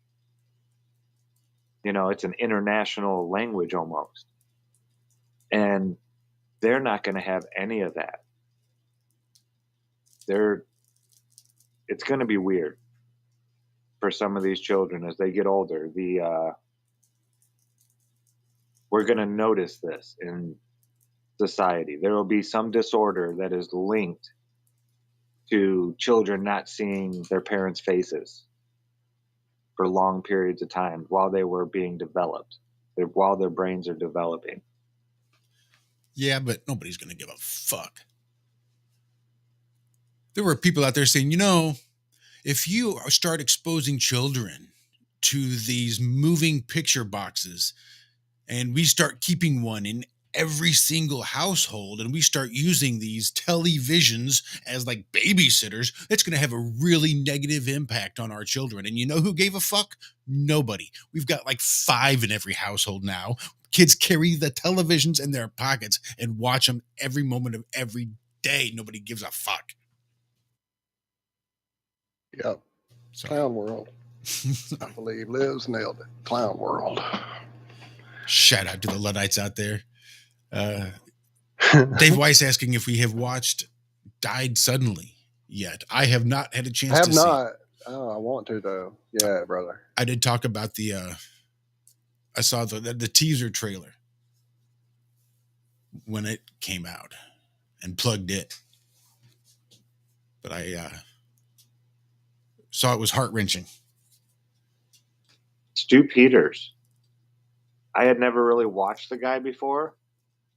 David shared a interview he did with him. Really cool guy. As far as open-minded and this and that, and seems like he's looking for truth. And yeah, he just seems like, and I guess he has a pretty large audience too. I had heard of Stu Peters, but I just didn't know who he was.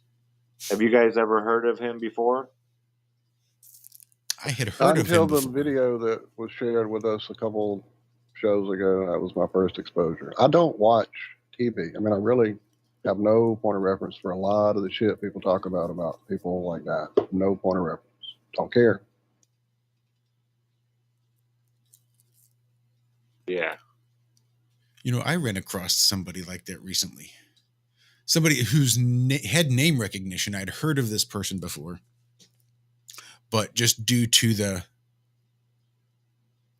nature of a lot of what he discusses, I just tend to stay away. So it was Steven Crowder, who's like this right-wing conservative mouthpiece, essentially. And he just, if you guys have ever seen the meme of the guy sitting at the table outside drinking a cup of coffee that says, abortion should be illegal, change my mind. Any of the change my mind memes, that's Steven Crowder, because that's how he would do. He'd go to like college campuses and have these little change my mind segments where he'd invite people to sit down and that they would try to then justify their positions on these controversial subjects.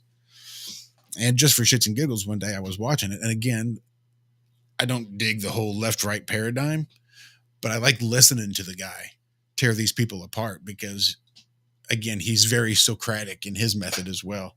So listening to him really resonates with me in just the way that he argues and talks to these folks. But really, it was really thoroughly entertaining watching him sit down at these college campuses and all this other crazy shit that ensues because, some people are bound and determined to stay in a echo chamber. Yeah. What's his name? He's an older gentleman. He's going around to a lot of colleges, having talks. So there was Jordan Peterson. Yes. That man knows how to ask good questions. Yes. Another one who knows the art of arguing, the art of debate. And again, he even puts out little, not somebody I've really gotten into. He just kind of creeps me out a little bit, but again, he is a really intelligent guy, and probably the way that he would argue is a lot like Steven Crowder, or actually Steven Crowder is probably a lot like Jordan Peterson, both of whom would probably resonate with me in the way that I tend to argue with folk if and when that happens. Yeah, just the way that he makes it so blatantly I love when he says things like, there is no right answer here. You're going to have, it's going to be bad this way, it's going to be bad that way. You have to admit that you're just stuck in a bad place right now. And yes, there's a way out of it, of course, but either of your next two steps, whichever way you go, you're going to hit, some kind of obstruction there. And people can't accept that as an answer. It's like, no, there has to be a higher path that I can take where everything's all fluffy bunnies and flowers and roses. And he's like, that's just not reality. In reality, sometimes you do get stuck in these positions where there is no easy way out. There is no, this is it. He's like, and I think that's where we're at in so many issues today. But yeah, I enjoy the way he makes me think when he talks. Not that I agree with everything that he says or anything like that.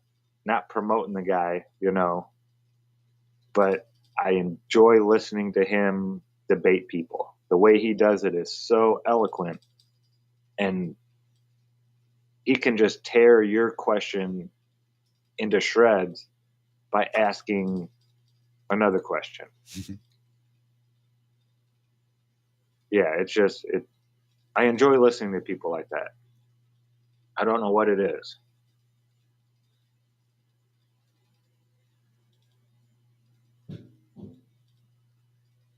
Who else is pretty good at debating? That Matt Walsh. I know a guy. That's ever since he made that documentary, What is a Woman? He's been going around talking to people all over the place. And it's weird because a lot of these guys, you hear them, and again, I'm not saying any of these are good people or people I trust or people I've met or anything like that. But he has a way of coming at it with like compassion and love, and yeah, it's not an angle of hate that these guys come from. You'll notice. They're never yelling or shouting or ad hominem attacking, things like that. But they will say, yes, this is a mental disorder, and we need to treat it as such. I don't even know where I'm rambling to. There's good ways to argue and there's bad ways to argue. And these gentlemen have found a good way to argue. It's from an argument from a position of caring almost. And not just, I want to win and, I want to make you look bad while I do it. Tommy says, Peter Jarvio, I will check him out. Yeah, I love listening to people who are articulate and, when they're done talking, I've never thought of it that way. So many of the times I've listened to, especially Jordan Peterson, his point of view, putting himself in a different point of view, he does it very well. And yeah, I think we could all learn something from just the way he thinks. Yeah. All right, I'm going to stop rambling now. Well, I was talking not too long ago about, electing your representatives versus voting, and was listening to Steven Crowder, and he was doing this. I don't know if it was male privilege. I think it was male privilege is a myth. Changed my mind. It was the idea of voting rights and how most women weren't really down with the suffragettes and the suffrage movement and getting the right to vote. Most women didn't want the right to vote. Because they saw that the men who had the right to vote were also then required to bear the responsibility of having to serve in the draft. You had to register, be with the draft, with the selective service. You had to be part of the bucket brigade. Mandatory service was required that came with the right to vote. And women sound like, I don't want to do that. I don't want to have to go fight in a war. I don't want to have to go fight fires publicly just to be able to vote. That's not that big a deal. It's not, and there were a few, of course, that did. But there were those rich white men that saw reason enough to go ahead and grant women the right to vote, even though most didn't want it. Just thought that was interesting. It all some rich aristocrat's wife who started the whole movement. Wouldn't surprise me at all if some rich aristocrat decided to punt his wife out there as the mouthpiece for this idea that women wanted the right to vote, when most really didn't, because they didn't want to have to go fight in a war, which was interesting, which is where this idea that male privilege is a myth, because women did get the right to vote, but bear zero responsibility in doing so. Men in America have the right to vote, but still have to register with the selective service. We could still be drafted today if World War III were to kick off. They could still institute a draft, a front door draft against their will. Good luck, but they could do it. And that's the idea of the myth being male privilege, because women can vote, but don't have to worry about having to go serve their country in any form or capacity.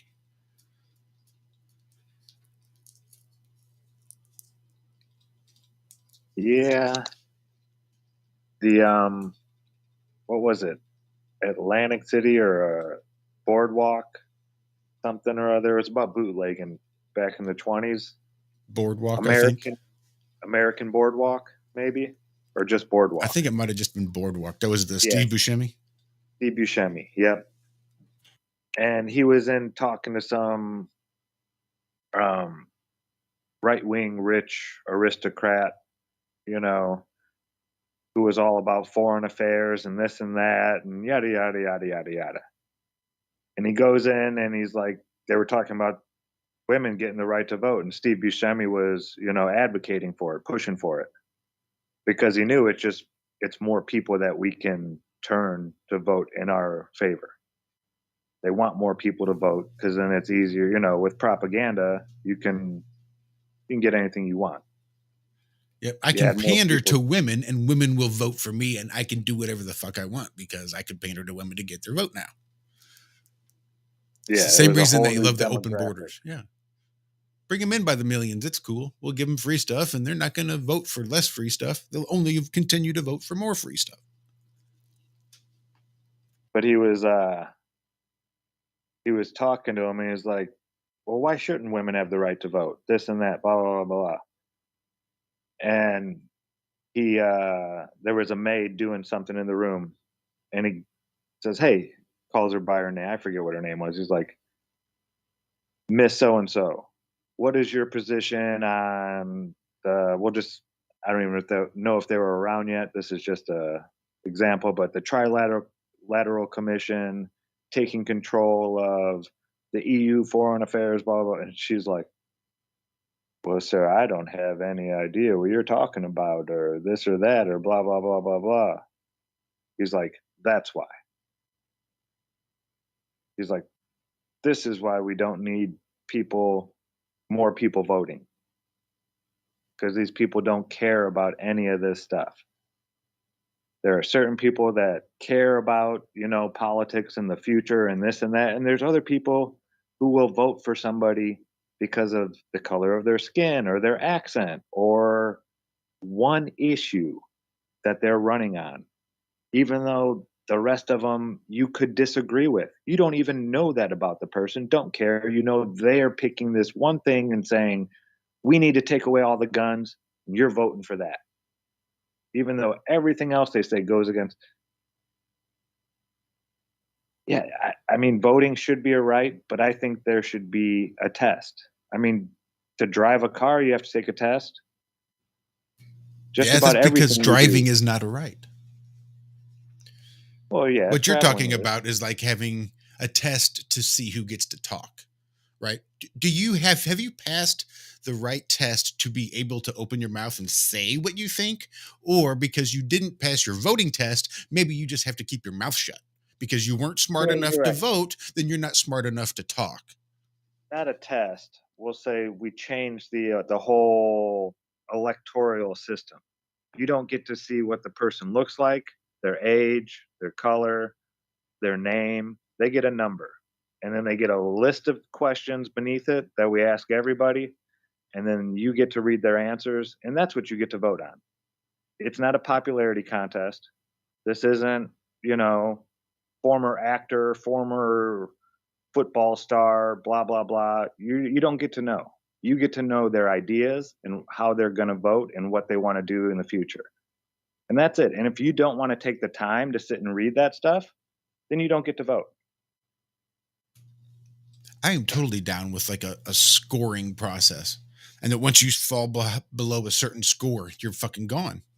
Oh, sorry. Here's the things you said you were going to do, but because you're doing the opposite or not doing those things, your score has gotten to the point that you just don't deserve to be there anymore. We got to get somebody in there who's going to do what they said they would do. I am for that 100% as well. But I think the whole voting system needs to be restructured as to it not being some high school popularity contest.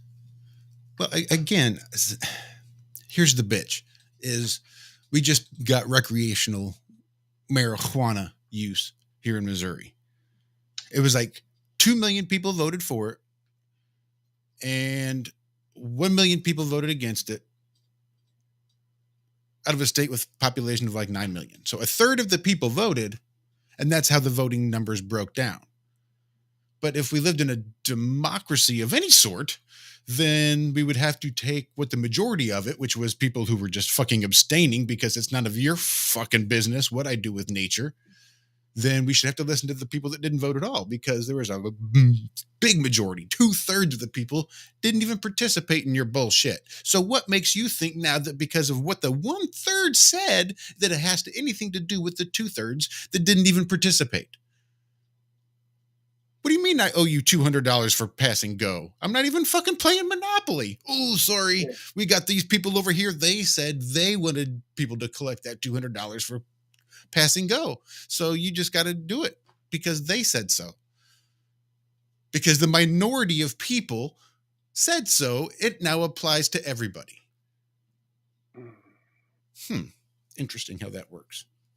Yeah, that's the loss of faith in the whole system. That's just showing that, to me, that there's that many people that are awake to the fact that the voting system and all of the way that we have it set up. I mean, when you go and look at the presidents and how they're all related by blood, which was Trump? I haven't heard much talk of all of the presidents being related by blood in years. Are Trump and Biden? Dude, if he's in the game, he's related in there somehow. We know that. I mean, that's not even a question at this point. Well, we're quickly getting out of time. This whole thing with the legalization has really come home this last day or three. I've been doing some, Christmas shopping, and among some of the little extensions you can add to your web browser, they offer some discounts and stuff that kind of automatically pop up and populate into this page that you can go look at and see, things that are cheaper for you around your area. One of them linked to some Groupon stuff, which is tied to a reduced amount to buy your thank you for letting me play with nature and not fussing them, slapping my hand, Mr. Man card. You can get your Louisiana medical marijuana card evaluation for $85 right now. Normally it's $199. And then with their little coupon, I think it takes it down to $68. I saw when I clicked to see how it would go through with the little extra discount they're offering. So at this point, it's like, okay, so for almost, whatever amount off, it's going to be, here, now I can do what? Because in my state, you don't even get a card. There's no card. You don't have a card in your wallet to go, yeah, here, look, I'm safe. You don't have a big, like, letter, big P that you put on your shirt, sew it on there, no triangles, nothing. You don't get anything. A doctor calls your one of 7 or 8 pharmacies in our state. They call that pharmacy. Your name goes on a list at that pharmacy. They tell them how much you're allowed to a certain amount of whatever they've decided you're worthy of in being or in whatever. And then boom, that's it. If you get hassled by the man, you have to say, yeah, you got to call whatever apothecary and check with them. They tell you I'm legal as fuck. Huh? How is this a system that's ever going to work? My state is so fucking backwards and upside down.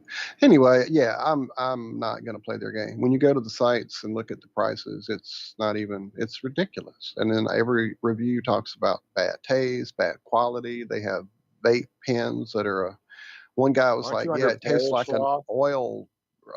It tastes like when I change my oil and burn it on the motor. Another guy was like, yeah, it tastes like a mechanic shop. I don't want to smoke motor oil, you know? It's just fucking ridiculous. Aren't you guys under parish law down there? Dude, this is Napoleonic law in this backwards ass state. Yes, we have parishes, not counties. Our state is backwards. Anyway, but yeah, just the idea of like, please allow me to what? Allow me to what? To go into fucking nature? Oh, I'm so done with this even being a conversation. Sorry, I'll stop stressing. We're almost done. Golly. We are. And I got one more thing Right. real quick. Oh, go ahead. To change things in the system. Secret societies are allowed. You just cannot run or work in the public sector.